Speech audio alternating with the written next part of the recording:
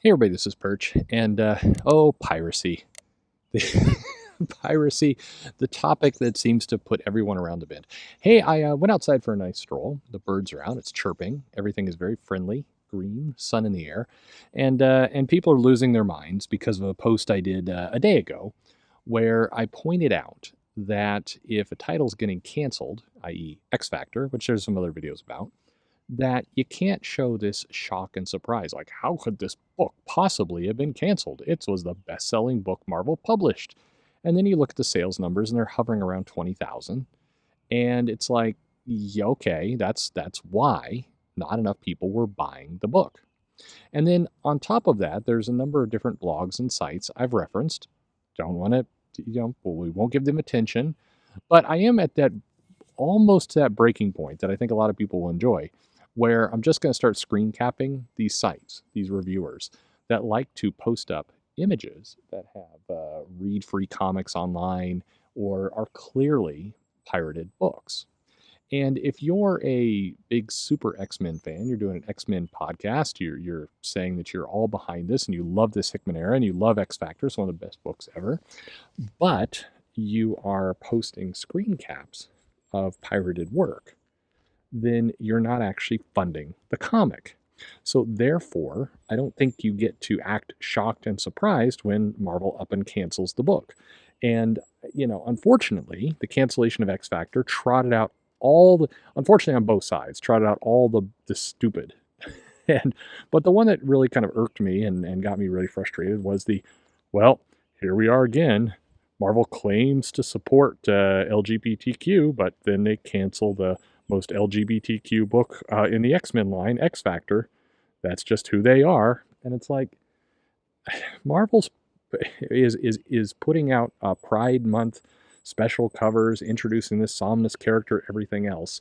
I don't think Marvel is doing a big anti-LGBTQ. And if your example is they're canceling X Factor, a book that had extremely low sales, then yeah, that's a dumb example.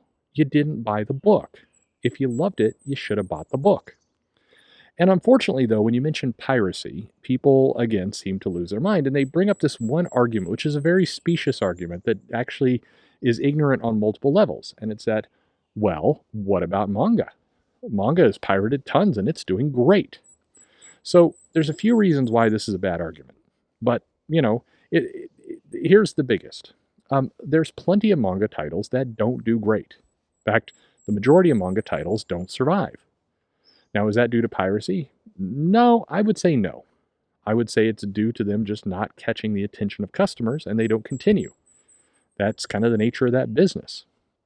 But, putting that aside, the reason why this isn't a great argument is that regardless of piracy, manga created other business models. By the way, none of this has to do with the content, but we'll get to that in a minute. I know people, they like to mix and match these different arguments. The argument is manga's being pirated, but it's doing great. Why is it doing great? Because it's not woke. Okay, well, you've taken several jumps there. The biggest reason manga survives piracy has a lot more to do with the business model. And you can say, hey, this just proves that the people doing manga know their business better. And I mean, you know what? I'm going to say yes, I agree with you. When piracy started kicking up and manga had a huge dip, which again, a lot of people like to conveniently ignore, but there was a big problem. There was the bubble burst with manga about 10 years ago, maybe a little bit more.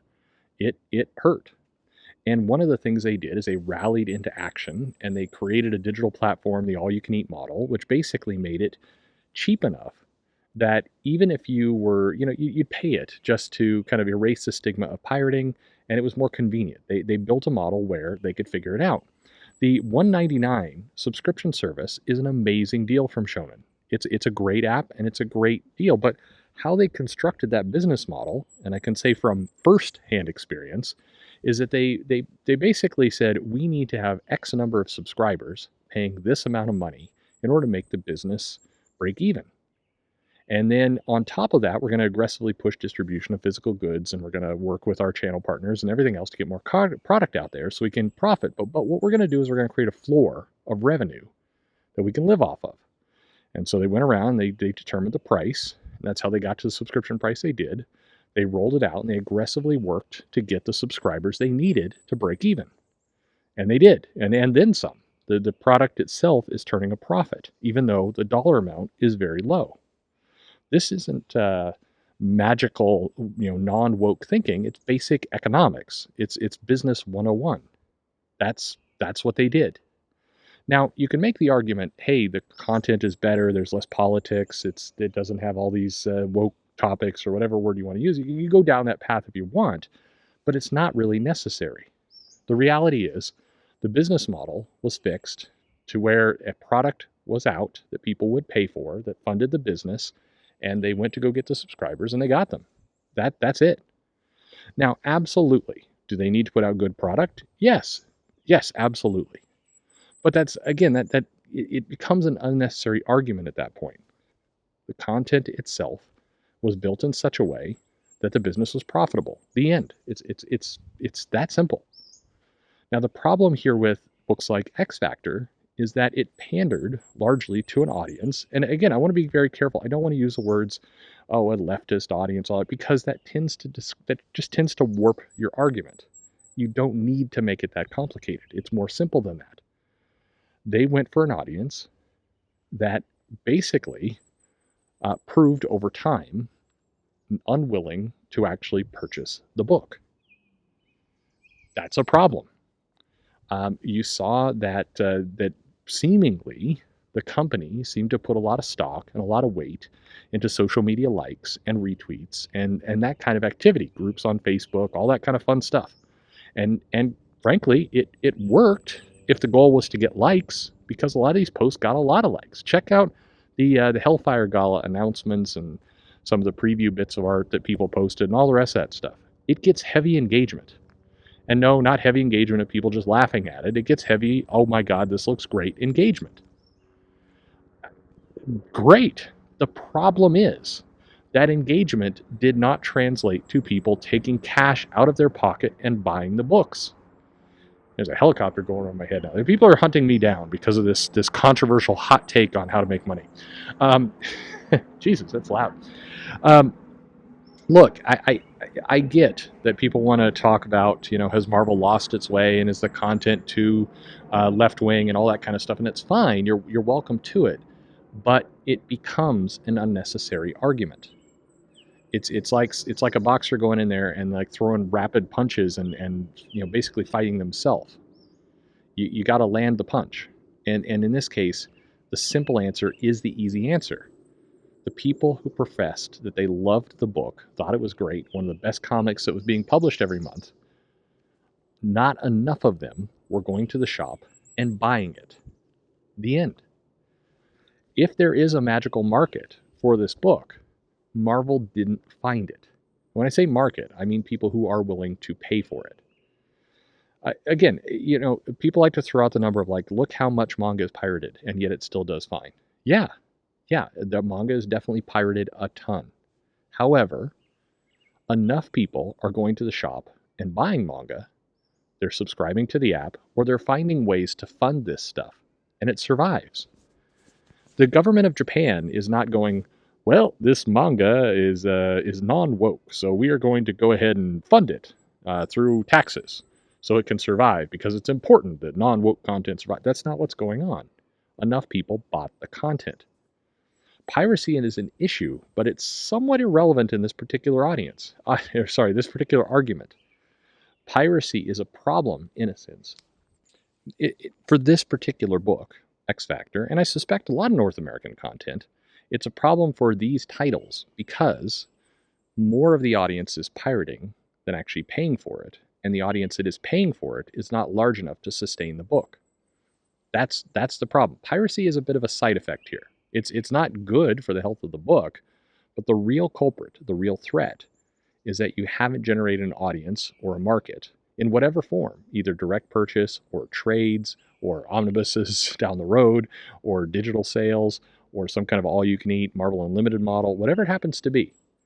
You're not pulling enough money in from those other sources to fund the business. You're not meeting the minimum threshold to keep the book alive. Your core audience, the people who are talking about this the most, the people who are excited about this, are in fact pirating it. They're stealing it. They're not giving you any money.